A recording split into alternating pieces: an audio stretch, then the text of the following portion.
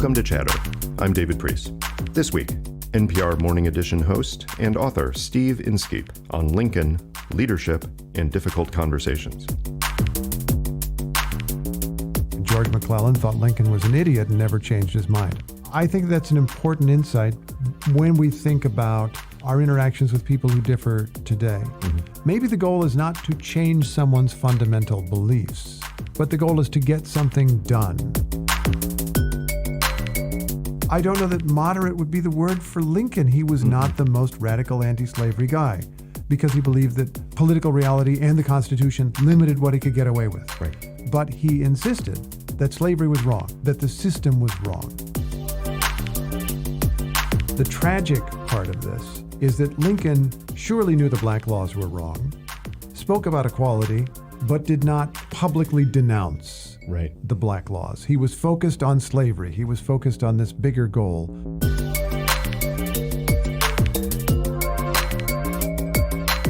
Steve Inskeep, welcome to Chatter. Glad to be here. Thank you. You have done something that no one else I know has done. You have written 3 books about the mid-19th century that have been immensely interesting and drawn people into a period which often gets lost between the Revolutionary generation and the Civil War. Yeah.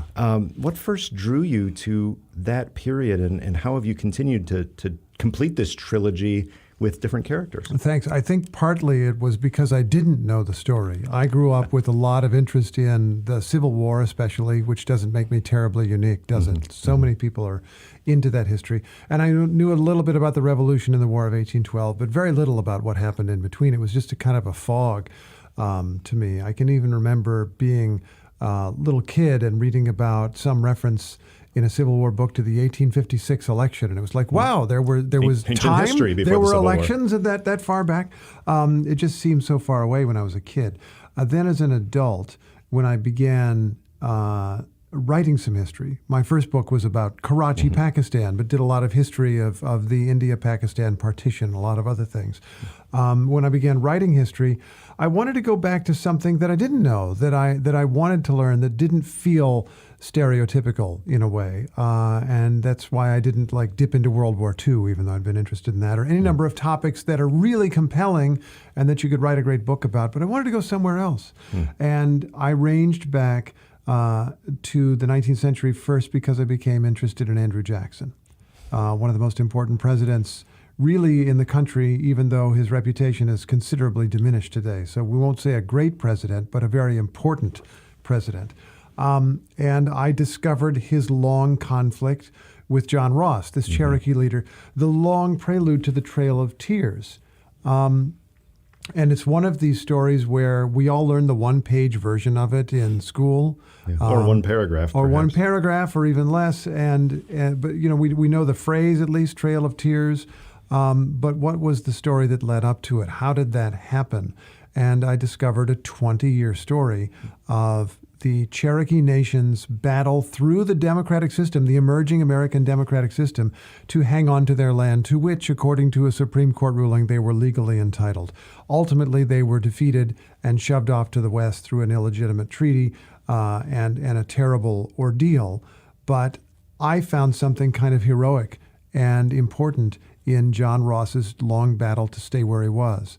And that has led to these other books, and it's led me back to much more famous ground, I guess. Lincoln is the most written about figure in world history, I think, other than Jesus Christ. That's the common thing that's said.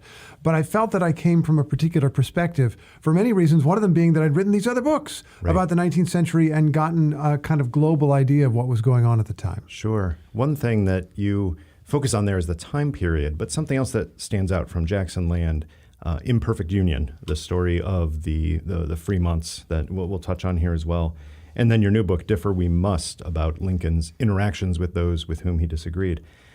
All of them, at some level, have a story of someone who was, at birth and perhaps soon after, seemingly ordinary. But through extraordinary times and through extraordinary people in their lives, became themselves extraordinary. That's not necessarily a theme you went in, it sounds like, trying to develop, and yet that's become your niche. Oh, thank you. I really appreciate that. I hereby claim that niche. I hadn't thought about it that way. But I think it's true, and maybe it helps me relate to these figures. Not that I'm saying I've become extraordinary or anything like that, but I came from Indiana, from the middle of the country, and have tried to make something of myself, and have ended up writing about these characters that in some ways I do identify with. Andrew Jackson grew up poor and was orphaned when he was fairly young, and became super rich and powerful and famous. Also became a slave owner, we should note, and exploited people and did all kinds of horrible things, but was a war hero and a kind of hero of American democracy. John Charles Frémont was an illegitimate child at a time when this was an absolute mark of shame, and came up in the world and made himself famous through this incredible mixture of courage as a Western explorer and sort of war hero, and self-promotion. Talented writing that promoted the American West as a place to settle, and also promoted him as the hero of it, along with his wife, Jessie Benton Frémont, who was kind of his press secretary almost, or publicist, or press agent, co-editor, and consigliere. And they were fascinating figures. And of course, Lincoln looms over all of this. Mm-hmm. He was a minor character in the other two books, and he's somebody that you're encouraged to identify with when you grow up in Indiana, because he spent most of his youth there. Indiana can't claim to be the state where he was born or where he rose to fame, but it is the state where he lived in a frontier area in a log cabin and had to work with an axe to chop down trees from farm fields from the age of about 7, and dealt with his mother dying when he was very young, and was virtually uneducated, but more or less taught himself to read and taught himself about the world. And above all, as I write in this book, about people. He educated himself about people. Yeah, I feel it too. I grew up in central Illinois. Okay. And reading through Differ We Must, the many references, and I will say more references than the average book I read, to Bloomington, Illinois, and of course to Springfield and New Salem and others. It's an absolute joy. And seeing the names of people that have local flavor in central Illinois, like Judge David Davis, and Jesse Fell may or may not appear in the book, but it's kind of nice to feel that connection to something that otherwise is distant history. Yeah. You know. Yeah. I mean, it was fascinating to me, too, to learn about these places. Mm-hmm. And with all of these books, I tried very hard to understand the sense of place, and I hope convey it. I mean, the first book is really all about maps. It's about white settlers changing the map of the United States to shove Indian nations aside and create these states that were just notional at the beginning. And I wanted to get that across to people, what that felt like, what the distances felt like, how long it took to travel from one place to another. And then the next book also had, I hope, that sense of place as the world changes and it takes so long to travel across the West, but railroads are spreading and so forth. And we see the culmination of it here in Differ We Must. And you see what that means for society, not just being able to travel farther and faster, but information moves faster, which is a big deal. Absolutely. You already mentioned that there have been a few books written about Lincoln. By my most recent count, 84 quadrillion books about Lincoln. I think that's exactly correct. And people have covered just about every angle you would think. Everything from Lincoln's ethics to his relationships with Joshua Speed in particular and others, to Abraham Lincoln Vampire Hunter, right? Yeah. And yet you found a new angle. You found the angle of looking at Lincoln through the lens solely of his interactions with, usually conversations, but interactions with those with whom he disagreed or who disagreed with him. Mm-hmm.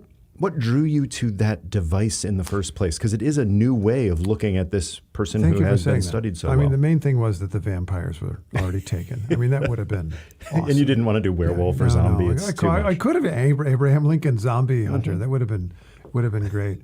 I'm just now, my head is exploding with all kinds of ideas for alternative books.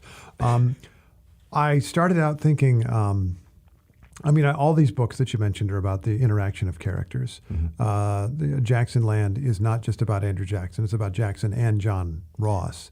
And they dueled from a distance, but they nonetheless dueled. The Imperfect Union is about a marriage, about an imperfect union of another kind. And this is about, so I wanted to write about Lincoln's interactions with other people. And I got a notion in early 2020, I guess, that maybe I could tell Lincoln's whole life story through a series of meetings with different people. I mean, the first one that came to mind, as somebody who grew up in central Illinois, maybe you grew up hearing this story, I don't know. When Lincoln was a young man, at age 23, living in this little village called New Salem, which is the first place he lived on his own, he was accosted by a group of bullies known as the Clary's Grove Boys, who kind of roughed up, brutalized even any newcomer in town. And the leader, with the poetic name Jack Armstrong, challenged him to a wrestling match, and Lincoln acquitted himself well enough that he earned their respect, and in fact, they became his friends. And the Clary's Grove Boys ended up supporting him politically, even though they differed. So I thought, wow, that's a great story.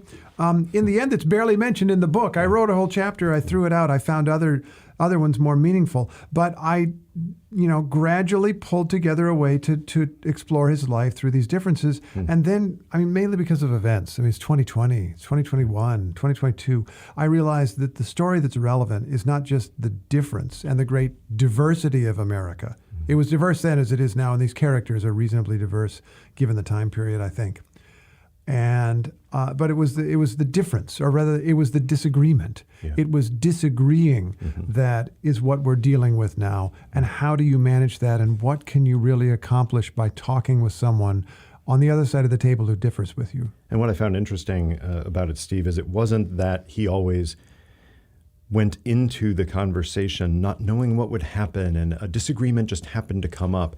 So often, he knew that this was going to be an interaction that would be at least politically, certainly socially, and in some cases just very viscerally, personally difficult for him. And yet, you can almost see a picture of him just kind of, getting his chin set, swallowing and saying, all right, I've got to do this, right? Yeah, the Frémonts reappear in this book.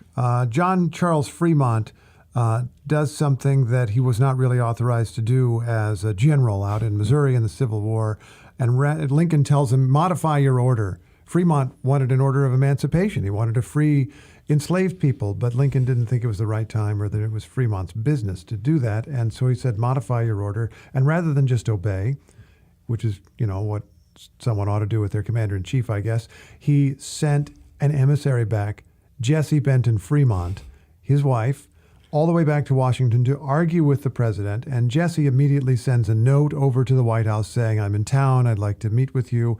And according to Jessie's recollection, Lincoln flips over her card or whatever she sent over and sends a one-word reply because she's asked for an appointment time, and just writes, now. It's so great. It's so great. But it's exactly what you're saying. He knows this is not good news, that she is in town. He's like, come right over. Let's deal with it. And yet these conversations, with so much that has been written about Lincoln and so much that has been discussed about his life, many of these conversations were private. They were him and someone else, no note takers present, which raises the issue of the research and your confidence in the stories to tell them, often with quotes from those who did write letters afterwards and such. Yeah. But talk both about the joy of the research for this book and digging into archives in Illinois and elsewhere. Yeah. And then also the conversations where you really wish you could have captured them, but you weren't confident enough to really write them out as a full chapter. I really appreciate this question, and I especially appreciate it getting from someone from an intelligence background, because you obviously understand how vital it is to confirm. Sources matter. Yeah. A lot. They're everything. And for starters, the sources partly or largely determined which meetings are in this book and which are not, the 16 meetings. There are people that I would love to have represented in this book, and there's not a reliable enough record. Can you give me an example? I'll give you an example. There's a dressmaker, Elizabeth Keckley, who had been freed from slavery. She bought her way out of slavery, which was a thing that people did. They would earn money on the side if they were allowed to, and they would pay off their masters, which is astonishing. But she was a dressmaker. She then moved to Washington after her winning her freedom. She was a dressmaker to Verena Davis, Senator Jefferson Davis's wife. And when the Davises left Washington because Jefferson was going along with the secessionists and going south, Verena says, come on south with us. And Elizabeth Keckley says, no, thank you, understanding that her chance of remaining free was less the farther south that she went, although slavery was legal in Washington where she was. And she ended up instead being a dressmaker to Mary Todd Lincoln and spending enormous amounts of time around the White House and writing a controversial memoir, a kind of tell-all memoir about her experiences that made Mary Todd Lincoln look very bad. And there are a few scenes where Abraham Lincoln appears, but there wasn't quite enough there for me. And in fact, biographers of Mary Todd Lincoln have given reasons that Elizabeth Keckley's recollections of those scenes just aren't too credible. Yeah. And even if they were credible, they just don't quite say enough. There's not enough there. So I had to focus on the meetings where I had a source. I've done this with all my books. I've chosen my characters frequently based on who left a written record of what they thought. Right. And who left a good written record, and who had their, yeah. And so in any case, I picked these things out, and there's only occasionally two complete sides of a meeting. Lincoln didn't leave a lot of recollections, didn't have time to write a memoir, obviously having been assassinated. But there often are multiple accounts. I think of the meeting with Frederick Douglass. If you have a minute, I'll just go through like what the sources are. So this is Frederick Douglass has been a critic of Abraham Lincoln, but is also supporting the cause broadly. In 1863, he's upset because Douglass has been helping to recruit black soldiers for the Union, and they're not getting equal pay or other equal treatment, and so he goes to the White House to complain. And Douglass afterward left multiple recollections of this meeting. Right. One is a letter that he wrote immediately afterward to this guy who'd hired him as a recruiter. So it seems to me to be very credible. Then he discussed it later in speeches and in newspaper articles and added a few more details. And so I think there is a quite credible account of the conversation, at least from one point of view. For Lincoln's side, there's not a direct account, but certain things are known about the meeting. For example, Lincoln in the meeting acknowledged that he had been slow to provide equal treatment to black soldiers, said it was for political reasons because he was constantly struggling against this tide of racial bias, and he did everything that he could as quickly as he could. And we know that after that meeting, months after that meeting, Congress finally did provide equal pay for black soldiers. So we have a sense of a narrative, a sense of a plot, and we have some sense from Douglass's point of view of how the meeting unfolded, how it went. And then there are other sources having to do with the context. Newspaper stories about what was happening at the time and various other events and various other memoirs and other letters that Douglass sent on other topics. And if you put all that together thoughtfully, I think you can reconstruct the meeting. I mean, another one that's a little harder, although I still included it and believe in it, is the Jessie Benton Frémont meeting. Yeah.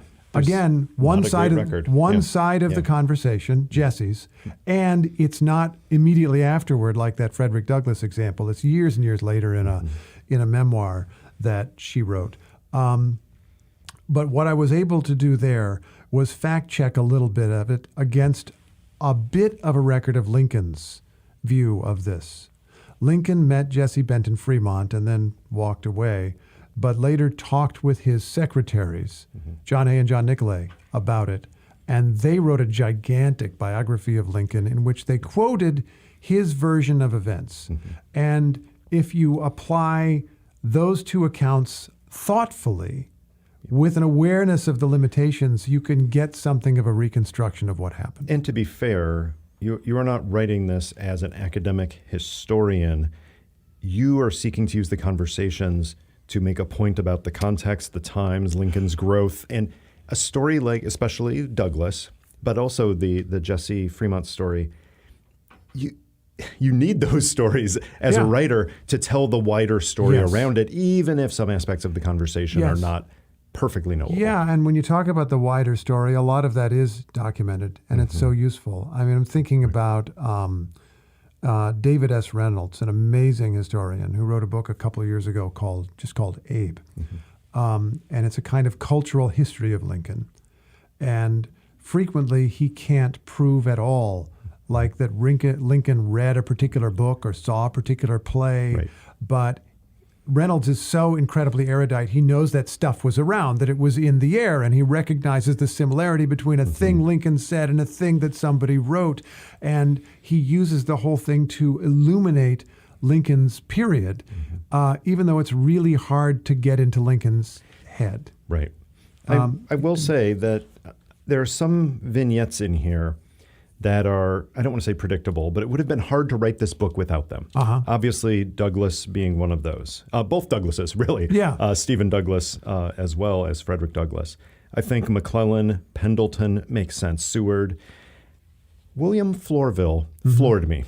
I found that vignette amazing. I'd seen his name in Lincoln books I'd seen before, but I'd not remembered the story. And you don't have as much of a vivid conversation as much as you have the contrast that this really sets up. Can you tell the story of William Flourville and how you use that to illuminate an aspect of Lincoln? Thank you. Yeah. William Flourville, this is one of the hardest ones to write, partly because of the lack of documentary evidence, although there's some.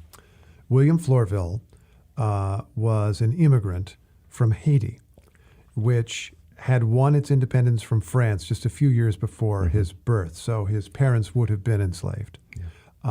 He was born free, but in a country that was devastated by war and isolated by the international community because other nations did not want to recognize this black republic. France certainly didn't. The United States was terrified. Multiple presidents just blew off the recognition of this country's independence. So he ended up coming to the United States effectively as a Haitian refugee, which I'll just pause for a moment to note this is the second straight book where I've run into Haitian refugees. I mean, this is a constant flow of people from a troubled country that is not, just it's the 2010 earthquake or whatever. This is, this is a couple centuries. And the United States has been intimately connected with the trouble and sometimes helping to cause the trouble in this And yet, country. as an aside, go back to when you were growing up in Indiana. Did any history you read mention this immense influence on Haiti, the Revolution, the independence, on early American history? No. It's a black spot for so many of us. No, not at all. So Flourville comes from there, goes to Baltimore, then New Orleans, then ends up in Springfield. There's a story that he ran into Lincoln as a young man in New Salem and cut his hair. And I left that out of the book because I'm just not sure I believe that, or that I can prove it anyway. And in any case, but what is known, and there is a good documentary record of this, or an adequate one, is that he became a barber in Springfield. He did shaves and haircuts. You could subscribe to his service, which tells me that if you work downtown, you could just drop by every day, few days, every week, however often you thought you needed to get shaved. He would shave you and cut your hair when you needed it. And he did that for Abraham Lincoln. And it's clear to me from the available record that they were friends, that they knew each other's kids and families, that they lived not far from each other because it was a very small city, and that Lincoln did legal work for him even as Flourville was cutting his hair. So they're effectively small businessmen in that sense on an equal footing, performing services for each other. But of course, legally, they're not equal at all. Flourville is in a different world entirely because Illinois has these black laws, special laws for black people that say they can't vote, they can't testify in court, they can't serve on a jury, they have to file evidence of their free status with the county clerk. After a while, Illinois even says you have to file a bond if you're black to even move there. After a while, even that is not adequate, and so they ban black people from moving to the state. It's just astonishing. And so Flourville's in this different world, but has this intimate connection with Lincoln as a rising politician. He's putting his hands all over his face. And there is this story that, Carl Sandburg repeats. Many people have put into books that Lincoln, after the 1860 election, is thinking about growing a beard. This girl has written him a letter, which really happened, encouraging him to grow a beard. And he wrote back saying, why would I do that? People would think it was silly. But then he's thinking about it. And after the election, he goes to his barber and he says, Billy, let's give him a chance to grow. That is the story. Nothing that Flourville said was recorded. Nobody bothered to record that, which annoys me even as I say it. But I sit there and I think, first, I don't know if Lincoln really said that or not. Somebody said that he said it. But I'm pretty sure that Flourville had something to do with the beard, because it's a Shenandoah beard, which is not a term that I'd ever heard before, but that just means a beard that's down around your chin. Yeah. And it's been cut away around it's not like yours, David, where there's a little bit of mustache and a little bit underneath. Somebody has very delicately shaved around the mouth. And Florville was the man with the razor. So he had something to do with sculpting this beard that is possibly the most famous political symbol in American history. Right. He was present at the creation. He helped to create it. And did that for Lincoln and with Lincoln, even though they were living in different worlds. Yeah. And I'll add, I guess, the tragic part of this, although I try to understand it, is that Lincoln surely knew the black laws were wrong, spoke about equality before great crowds, but did not publicly denounce the black laws. He was focused on slavery. He was focused on this bigger goal, but did not talk about this disability, in effect, that the law imposed on his neighbor. His political allies sometimes did, and they were crushed because there was so much racism in Illinois. Yeah. And it gets to the larger theme that cuts across so many of these conversations is the picture of Lincoln as, I guess the pejorative term would be a politician. Yeah. But I think the more positive phrase of that is somebody who learns to prioritize, knows what his ultimate goal is, and realizes, can't get there yet. So I need to do X, Y, and Z to get there. And in the act of doing X, Y, and Z, if not compromises some core principles, really challenges some things that he knows are wrong. You know, the fugitive slave law is a famous one. Things that he knows are wrong. But you know what? We're not going to fix it now. And we need to build coalitions. We need to get people together for the greater goal. That comes from some of the very early conversations you talk about all the way through to the end. I really appreciate you saying that. Now, because I'm an interviewer, I have a question for you, if it's okay. Because I know that you have interviewed multiple presidents for your past work. Do you feel, as you've talked with these presidents and gotten whatever insights from them and thought about their careers, that this is a thing that modern presidents pretty commonly face, that they have to make a kind of awful choice? To go into circles within circles, I will soon ask you a similar question. So we'll just keep diving down more and more. My quick answer is no. I think there's a modern tendency, and I contrasted it at the time when I was writing my second book and I had a big feature on Henry Clay. I contrasted it with Henry Clay, the great compromiser, which seems like a good thing when you're trying to keep a union together. In today's day and age, if you're called the great compromiser, you're a loser. Like in politics, that means you don't have the guts to fight for what you believe in. And I think that does go across a lot of modern political culture. So I'm not sure. I never had a Bill Clinton or a Jimmy Carter or a George Bush saying to me, no, I compromise my principles for politics all the time. Nobody said that. But there definitely is the idea that you have to have a vision, you have to have a firm set of principles, and you must follow that or else you're seen as a flip-flopper. Which is a phrase. I'm curious about the origins of that in political discourse, but I don't remember reading it when reading about Henry Clay.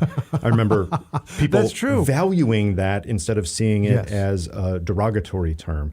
So my question back to you on that is, in your conversations with such as Donald Trump just last year and others. Barack Obama interviewed a few of those, right? Did you get any insights into whether they were as conscious as Lincoln clearly was about that tension between I am doing something that I know is wrong in the short term, but it's for the best long term?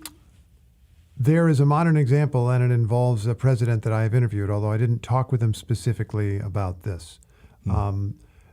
People will often look at Obama when they think about Lincoln. And Obama encouraged the comparison, by the way, by starting his first campaign at the old State House in Springfield where Lincoln worked. And I think in many ways sort of modeled his thinking and modeled his presidency, not in a really granular way, but in a kind of conceptual way after Lincoln. I mean, Lincoln's always over his shoulder in a way. And people will point to the example of gay marriage, where Obama was against it until he was for it. And in 2008, it was presumed that you could not be a proponent of gay marriage and get elected and do good things. And so he was for civil unions. And by 2012, because the ground had been shifting all What a those difference a few years makes. it seemed to be something that you could do and be on the right side of history as well as the right side of immediate public opinion. And I don't want to suggest that Obama did that for solely political reasons. He would deny it. Right. In fact, he said at the time, I've just thought very deeply about this. And there's quite possibly some truth to that. I think there are a lot of people who are fine with gay marriage right now who thought it was obviously wrong in 1995 or 2005. So people do change their views, but there also was a political aspect of this, of refusing the demands of people that you would now acknowledge to be just. But at a later time, when you could get it done, you got it done.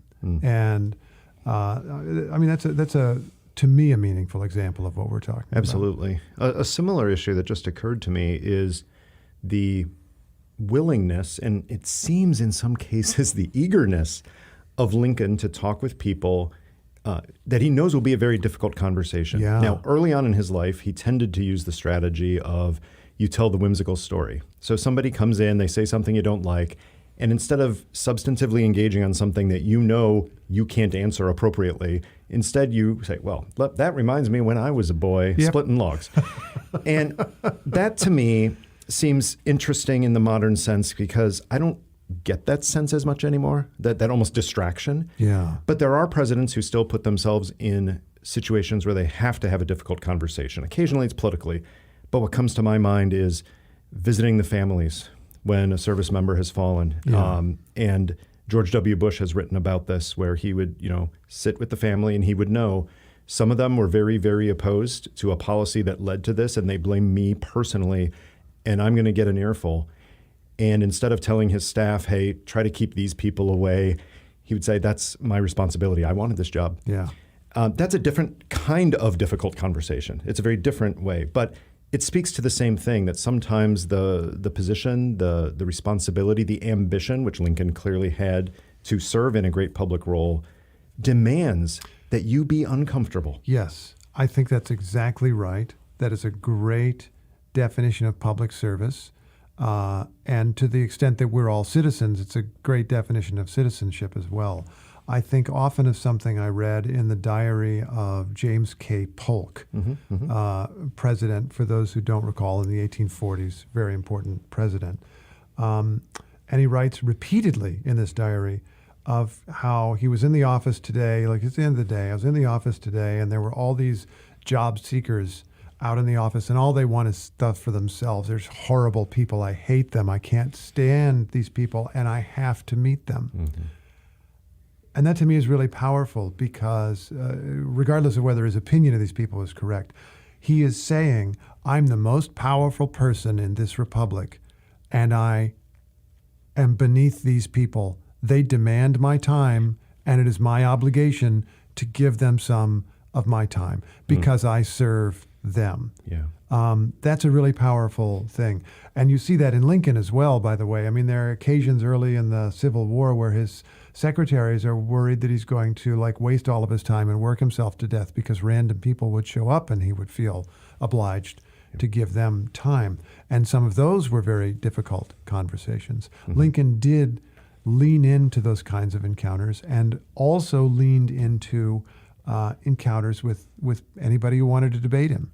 Right. I mean, we mentioned Stephen Douglass, and you mentioned this is one of the super famous stories. Lincoln looked for those debates, chased Lincoln. He stalked him around the state. Him around the state. Yeah. Anywhere that Douglass spoke, Lincoln would give a speech the next day, and Douglass is finally like, "Can we just talk at the same time?" And then, I mean, this went on for years. Yeah. And in the end, Lincoln did challenge him to a series of debates, and in 1858, and they did formal debates, but they'd been started debating for years before that. Right. It seems to me that and maybe you have a different take on this, something seems to be lost with the modern protection of the president, if you will. Yeah. You read the stories about the White House being open and people just walking in and out, and of course there were assassination threats and eventually assassinations linked to people who just were near the president. So I understand the security part of it. But is there something lost by a president who, unlike Polk, never actually has to interact with the people, Yeah. except at a town hall that's arranged for media. Yeah, 100%. 100%. I mean, think about how much you learn just going down to the coffee shop sometimes, and you overhear a couple of conversations, or you ran into somebody you didn't expect to run into. And you can gain a lot from that. And you can gain a lot from what people have to tell you that you don't want to hear. I think a president loses all of that. I think, again, of Obama, who was conscious of Lincoln's example and tried to emulate it. I think he had a thing. I speak from memory here, so if I'm slightly wrong, I apologize. But my memory is that his staff would select letters from random people. Yeah. And he would personally answer the letters from random people. So that was as close as he could get to the random people sitting in your anteroom waiting for a minute of your time. Right. And maybe it's as close as you could get in the modern presidency. But I think it's possible that any presidency would be different if the president were able to just go for a walk down Pennsylvania every once in a while. There is not a substitute for that, but a parallel to that, which was not true in Polk's day or Lincoln's day. It's only a modern phenomenon. That actually is the intelligence briefing, is the idea of getting ground truth that you may not want to hear. That's the purpose of intelligence. Now it's limited to national security. It's not telling you how people feel about this economic There should proposal. be an emotional intelligence briefing, perhaps. Oh, there should not. Oh, those briefings would get ugly fast. I would never be a briefer again at that point. One story I need to let our listeners hear about is a wonderful one that you tell. It's one of my favorites in your new book. And it's the entire, there is a conversation there, but the entire story around Lincoln and Lean Bear. Tee this up. Talk about the background to this and whether this was almost as difficult to write emotionally as it was to read it. It's very hard to write. This is a very sad story. I guess I'm not selling the book very well by saying so. Some people love sad stories. Okay, Steve. well, this is a sad one. This will get you. Lean Bear was a Cheyenne leader, a leader of the Cheyenne Nation in what is now Colorado. Was a man, I believe in his 40s, getting up toward 50, and was part of a peace delegation, or a delegation of Plains tribal leaders invited to the White House to meet with the President of the United States, which was a thing that different presidents had done in different ways over time. Basically, wow the natives by bringing them east and seeing how big our cities are and how many people we have and how impressive our army is, so don't mess with us. But this is during the war, and there's a slightly different purpose There's a here, slightly which is different purpose, don't listen to those Confederates. Well, don't listen to those Confederates, because there were some tribes that were drawn in on one side or the other. The Cherokees were split, in fact. And they didn't want the war to spread out there, and they also didn't want a separate war. Lincoln wanted one big war. He didn't want to focus on Indian wars. Yeah. He'd already had one in Minnesota that was a big distraction and an utter tragedy, which we could also talk about. And he did not want another one in Colorado, where white men had discovered gold and were encroaching on Cheyenne and other tribal lands. And so they brought a bunch of people east to encourage them to be peaceful.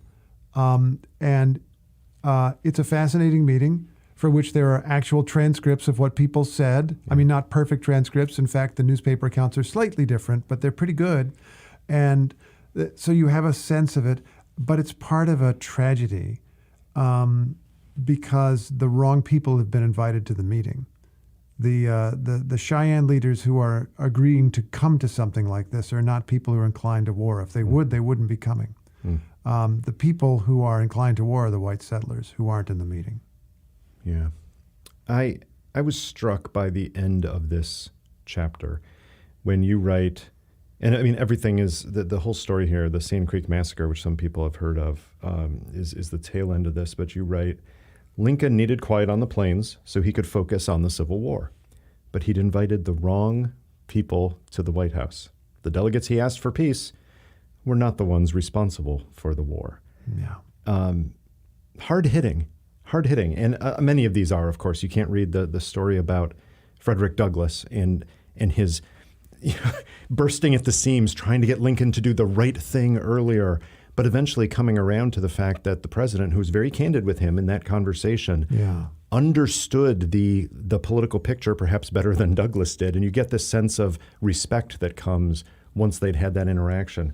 A lot of the emotional moments here, Did you feel as if, as you were writing it, that you were taken away by so many of the human tensions that all involved these few years with these crucial decisions? I totally was, and in the two you mentioned especially so. The Lean Bear chapter is just was really hard to write and hard to think about. It's a failure on Lincoln's part. This is a meeting that didn't work. He was just delivering the wrong message to the wrong people at the wrong time, and his one goal was to have peace on the plains and didn't even get that. And you do feel for the people, for the human beings who were affected. Douglass is an amazing character because he understands pragmatic politics too. Douglass is an amazing character also because he's playing more than one role. I think about this a lot because he's an activist. And it reminds me of modern activists who've been in some way effective. They have to play an inside game and an outside game. Yeah. And the outside game for Douglass is saying, Mr. President, you're screwing up. And he means it. It's not an act. It's not a show. He's like, you could free millions of people. You should do it yesterday. Why haven't you done it yet? And you'll win the war. That's the point. You've got to win the war, which is what you want to do. It's in your interest to free people. And Lincoln was not ready for the longest time, and Douglass publicly criticized him. But Douglass also had the inside game of getting involved with military recruiting, engaging with people in the government, supporting the Republican Party, which he didn't agree with entirely, but he knew they had a chance to win and do some good. And you do feel the pain and the difficulty of that. I've had a chance to do a few interviews about this book, and one of the very first ones was a live TV interview, and there are several people sitting around an MSNBC table, and one of them is Al Sharpton. And I thought, and I'm not saying Sharpton, Douglass, exact comparison or anything like that, but Sharpton is somebody who also seems to me, I don't know him well, but seems to me has played an inside game and an outside game. And we could go through all kinds of activists on a lot of different issues. They face that challenge. And in Douglass's case, it called on all of his intelligence, his sophistication, his understanding of the complex nature of humanity, but it must also have been just an enormous emotional drain to realize, I have to put up with such BS on the way to this thing that is just obviously right and should just be done. Yeah, almost inhuman patience, knowing what he knew and yet not being able to get Lincoln to where he wanted him to be at the right time. So it's a good story in persistence, if nothing else. Yeah.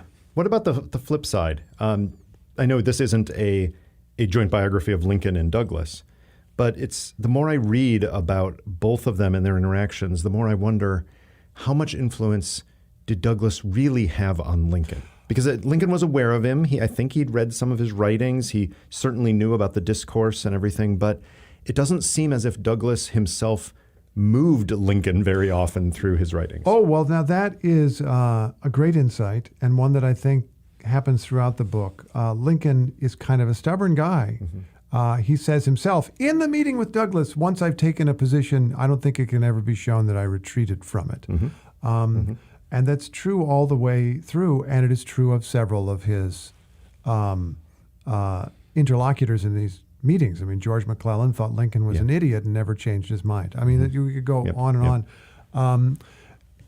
And I think that's an important insight when we think about our interactions with people who differ today. We get frustrated by the idea of even having these conversations because how am I going to change the mind of this person who's been polluted with fake news and all? Like they're just lost. They're dead to me. I can't do anything with them because I can't convert them. I can't change their mind, so why am I even trying? And I think maybe we have an unrealistic goal, and it's not a goal that Lincoln necessarily pursued, and that people were not necessarily able to pursue with him. Maybe the goal is not to change someone's fundamental beliefs, but the goal is to get something done, to find one thing you already agree on and collaborate on that. Or even if you can't do that, to get a little bit of information from the other person about how they see the world so that you can respond in some way to that, which is still kind of like a big goal, like takes a lot of work and a lot of effort, but it does not have in it that moment of revelation where the other person suddenly says, the scales have fallen from my eyes. I realize you were right about everything. That would be nice, wouldn't it? It would be nice. It just doesn't happen very often. The story that, and I'm sorry, I can't remember the person you chose for this frame, but the frame of Lincoln realizing politically he needed the, what do you call them, nativists at the time to win. He needed the know-nothings types. And yet you could almost see him just shaking his head in shame, like, I know it's wrong, I know it's wrong, I know it's wrong, got to do it politically, but I know it's wrong. Yes. Talk a little bit about that, how Lincoln was able to do things politically, lump in his throat. And in that case, that was a pretty hard one, because there's no evidence that Lincoln was a hardcore nativist. And in fact, he abhorred some of the things they were saying and doing. The exact opposite. He did court, I guess we call them deplorables now, and people who had a real problem with foreigners. Yeah. In fact, there are people today who will insist, I'm not against immigration, I'm against illegal immigration and so forth. These are people who are like, foreigners are bad. Yes. Native-born people are good, foreign-born people are bad. Yeah, there wasn't a lot of nuance there. No, there's not a lot of nuance, and it's like for the most terrible reasons, like they tend to be Catholics. The Catholics are being used as pawns by the Pope to take over America. The wildest conspiracy theories. And we have to form secret societies against foreigners. We have to take vows that we will keep them out of government, and we will propose all these laws to keep them from voting. It's just really, really, really extreme. And Lincoln was surrounded by these people. A lot of his old political and personal friends, according to him, were know-nothings, embraced this movement in the 1850s, which grew very, very large and very, very powerful. And Lincoln, in one of the most famous, surely maybe the most famous Senate race in American history in 1858, when he ran against Stephen Douglass, and this is clear from the documents, clear from his own notes, he had in his possession this newspaper article that showed like the voting totals from the previous election in all the counties of Illinois, and he knew something about these counties, and he understood that he really needed to win these counties where know-nothings were strong. And he's an anti-slavery guy. He wants to do something about slavery. He's a big rival of Stephen Douglass. He wants to finally beat Stephen Douglass, and he ain't going to do anything unless he gets some know-nothings to vote for him. And so he goes to his friend, Joseph Gillespie, who he's known for 20 years, and who drives Lincoln crazy with his anti-immigrant rants, and says, I need your help. You happen to be running for re-election too, by the way. I need you to vote. I need you to campaign for you. I need you to campaign for me. I need you to get a lot of the American Party. That's what they came to call themselves, the Americans. I need you to get lots of Americans on our side. And it's going to be really hard, but you got to do it. And Lincoln even ended up supporting a kind of unity convention between his Republican Party and the know-nothings to try to get on the same page. And this had to have been excruciating for him. It was also extraordinarily politically excruciating because immigrants were part of his coalition. He wanted German immigrants to vote for him, and he wanted know-nothings to vote for him. He did try, I think more than tried. We don't have a record of every word that he said, but according to the record of every word that he is known to have said, he never embraced their cause at all. Yeah. He would go before them and talk about slavery, the thing where he hoped they had the same view, and he would be silent on all the other stuff, which must have been hard. But he did it. He stood up on stage at least twice with his friend Joseph Gillespie, who I'm sure did whatever Joseph Gillespie had to say, and everybody knew what Joseph Gillespie stood for. And there's a fragmentary record of a meeting that I try to reconstruct where Joseph Gillespie tries to persuade Lincoln to talk differently, to tell more anecdotes, to have more fun with these crowds. Yeah. And there is some evidence that suggests to me that Gillespie also wanted him to rant about immigrants just a little bit. And Lincoln wouldn't do it, found it unbearable, and told Gillespie so. Yeah. And so Lincoln, by his fingernails, on the wall, basically held on to his principles, but reached out for every vote that he could get for what he believed was a moral and right cause. It really points back to that large theme here of the prioritization, which can seem, unseemly. It can seem very uncomfortable to have to prioritize things in that way. But given the times and given what was to come afterward, kind of hard to knock it because the prioritization did ultimately work. Yes. In the long term, Lincoln lost that election, by the way, won the popular vote because it was a vote for state legislature who would choose the senator. Won the popular vote, but the way it worked out, he didn't quite have control of the Senate. So he lost.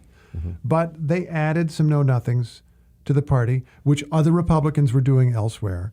And know-nothings were part of the Republican coalition that won in 1860. Yeah. So, I guess we have some anti-immigrant hotheads to thank for helping to end slavery, for playing their own small that's right. role in it, which is just kind of wild to contemplate. It seems like that trait of Lincoln would put him in the modern context, certainly out of sorts with some major party dynamics.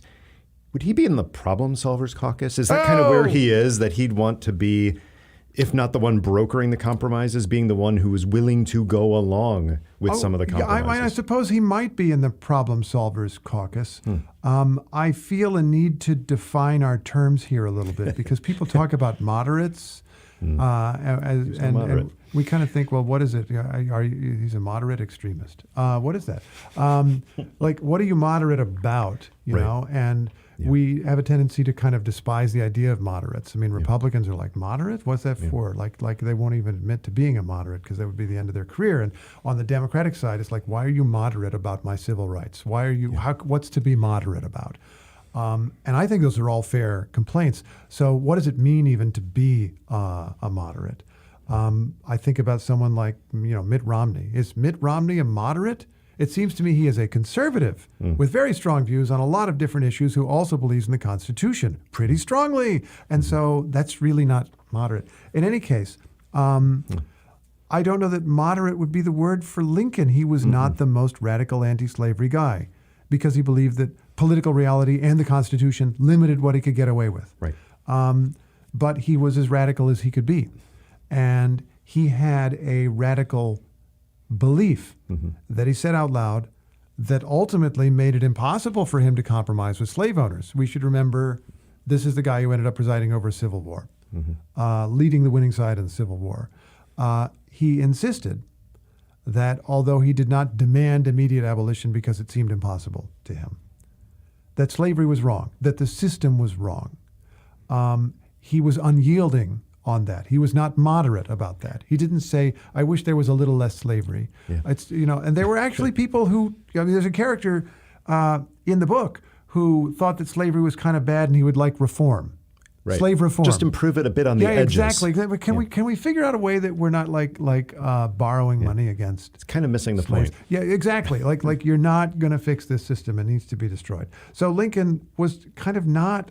I'll lose the kind of. I'll strike the words kind of. Lincoln was not moderate in his beliefs about slavery, but he was pragmatic. And I suppose in that sense he might be part of the Problem Solvers Caucus, or if he wasn't, he would certainly talk to everybody in the Problem Solvers Caucus. I think pragmatism is the right concept. But even that, over times, decades, centuries, it changes. The one thing that seems similar from those times, I'm curious about your take on this, Lincoln playing with the nativists in order to get this literally brand new Republican Party off the ground and to be a vehicle against the greater evil he sees.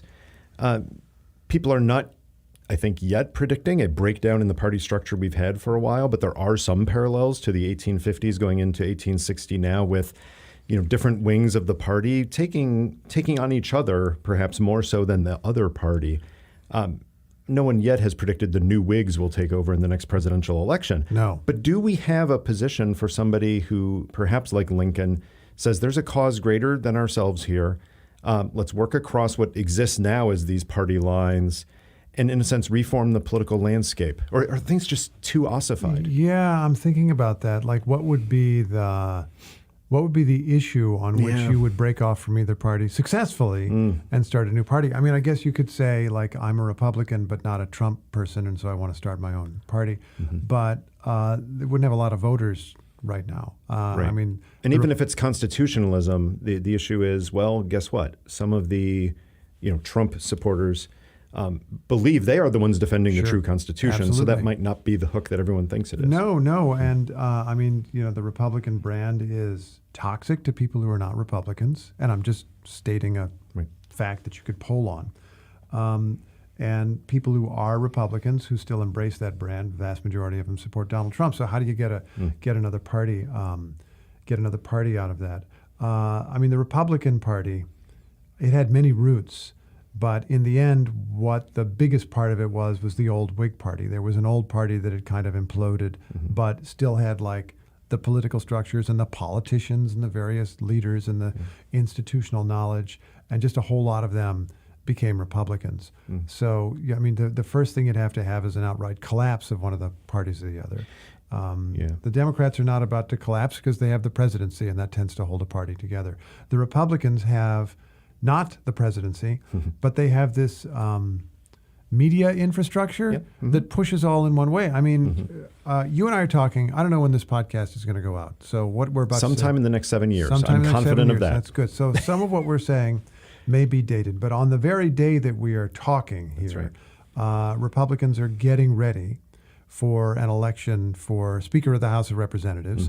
And there was a divide among Republicans, which is why they fired the Speaker of the House of Representatives. And the vast majority of the people wanted to keep the guy they had, Kevin McCarthy, and yet they weren't able to do it. And then there was going to be Steve Scalise, who was kind of his deputy, to be the mainstream replacement. And they were all for the mainstream replacement, except they were only mostly for the mainstream replacement. And then all of a sudden, this more extreme guy that they said they would never accept ended up being the only nominee. And in the hours before you and I began this conversation, more and more Republicans who said they'd never be for Jim Jordan were for Jim Jordan. Now, again, this may turn into a totally different fiasco by the time this podcast goes out. But what that is a demonstration of a party dynamic that just, unity is more important than anything else for a lot of mainstream Republicans. There seem to be a lot of guys on the extreme who, because of the districts they represent or the money they can raise or the media profile that they have, can defy leaders, as Matt Gaetz did, to kick this whole thing off, and do not apparently pay a price for it. So you can have disloyalty in one direction, but you can't have it in the other, and that dynamic holds that party together. I'm just thinking this problem through. I mean, the Republicans are the ones who have repeatedly underperformed in national elections. They very reasonably expected that 2016 was their turn, and they won, but with less than a majority of the popular vote. They had a very bad midterm in 2018, although not as bad as perhaps they would have feared. They lost a presidential election in 2020. I'll just repeat that. They lost the presidential election in 2020, according to dozens of courts and thousands of election officials in both parties. And they underperformed in 2022. So if that party were being responsive to electoral signals, they might say, we're just not quite broad enough here, and we've lost a lot of voters in suburbs that were Republican suburbs 20 years ago. And we need to do something about that. But they're not moving in that direction. The direction they're moving is we can grow the voter base that we already have. Double down on with where we more are. people like we've already gotten. And in fairness, there are more people out there. There are more people to find. Every election has a different set of people. But I guess in answer to your question is, I do not see the thing that would crack apart a party yet that would lead to something else, even though the no labels people are out there working on it.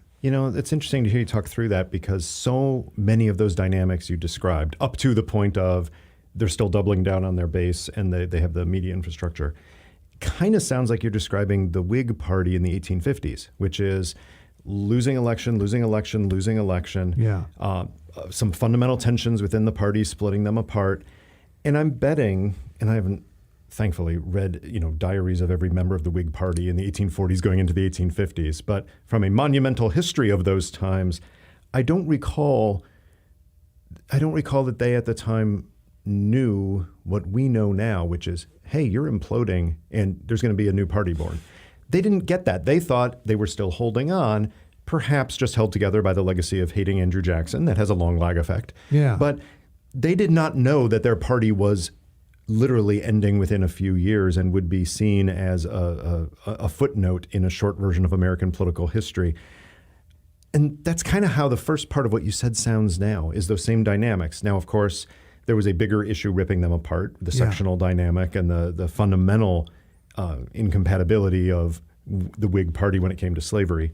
But some of those dynamics are the same. And it Yeah. makes me wonder if historians looking back 50 years will say, wow, those people in 2020, 2023, 2025 were sounding a lot like Whigs in 1850, 1855. Yeah, I don't know, but the one part where I would agree is we don't know what's coming. Yeah. And it'll all seem obvious in retrospect. Yeah, absolutely. Well, we like to close our conversations here on Chatter by reaching into our vaunted Chatterbox Okay. and finding a random question for It's you. a lovely box, by the So, way. thank you. Very stylish. I believe this one is from Mauritania. Really? I believe my wife obtained that there on a with trip. like and, a metal top that's got kind of stamped metal or I know. engraved in some way. It certainly looks nice, and it's done well for us so far with our questions. Okay. So, if you could give one piece of advice to your 20-year-old self, what would it be? Oh, wow. I have things, but you said one. Study more languages Oh. and be more aware of the wider world. And those two do seem related. Yeah, it's a double, but it's a single. They are related. When I was in high school, the only language I took was Latin. Surprisingly little spoken in the world today. And when I went to college, I was an honor student, which allowed me to ignore the requirements. And so I got away without taking a language in college at all. Yeah. And I've spent my whole adult life catching up on that, teaching myself essentially, taking classes, enough Spanish to not actually die in a few South American countries, and studying Arabic very badly and studying a little bit of Chinese. Even the little bits that I've learned have opened doors and helped me understand cultural things about places and helped me understand conversations and occasionally do an interview in various languages. And I think it is a metaphor for understanding the wider world. I mean, I want to understand everything. I want to go everywhere, see everything, hear everything, understand everything. And different languages are a pathway to that. And maybe it is not totally ironic that my 18-year-old self, not literally, but my daughter, ended up going to school where she got 12 years of English and Spanish. And has added 6 years of Chinese to that, and is off in college studying languages. So she took the advice that I wish I could give myself, and maybe 30 years from now, she's going to be wish I'd given her some different advice. I have no idea, but in any case. She will have wished she read more 19th century American history, That's probably it, perhaps. yeah. No, she told me actually that it'd be better if I wrote fiction, then more people would be interested in my books. My son has told me the same thing, except he puts it more bluntly. He said, Dad, when are you going to write a good book? Oh, I know. That hurts. And I That keep hurts. thinking he'll grow out of it and realize what he said is not kind. No, he doubles down every time he thinks of it. Let me close by following up on your language point. Have you you've done so many memorable interviews. Have you had an interview with someone where you had to conduct it through translation, where you really wish you would have had the language in order to capture the nuance and in order to perhaps use that as a tool for a sharper experience? Yes, so many times. And I can think of high-profile ones, I don't know, presidents of Iran.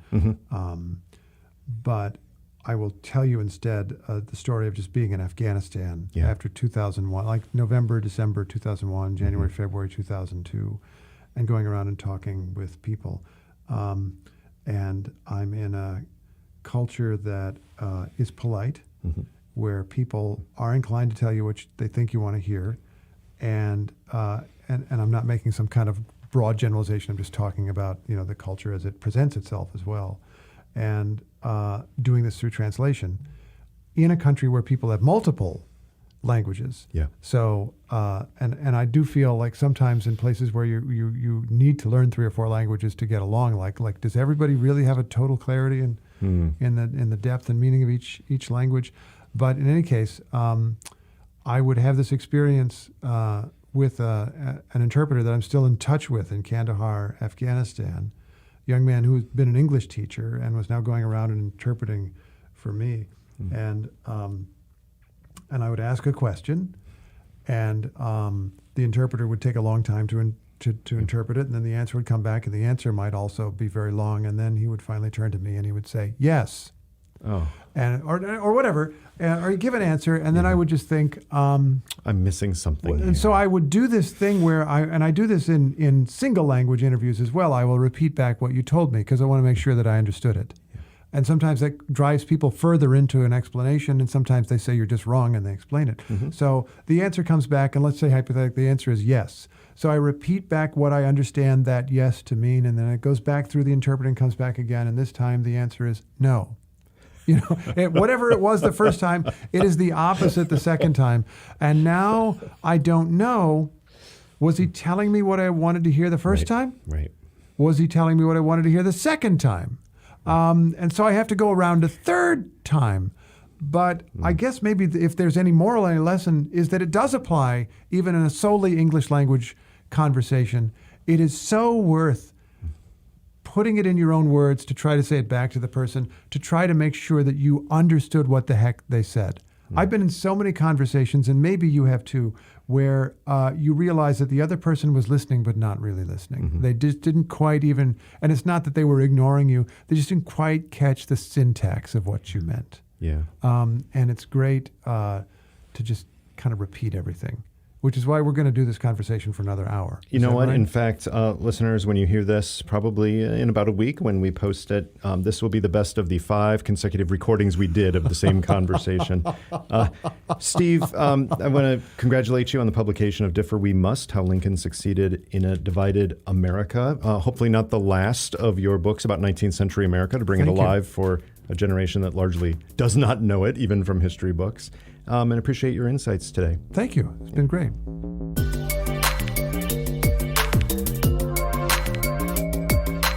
That was Chatter, a production of Lawfare and Goat Rodeo. Please subscribe to the podcast and find us on Twitter at ThatWasChatter.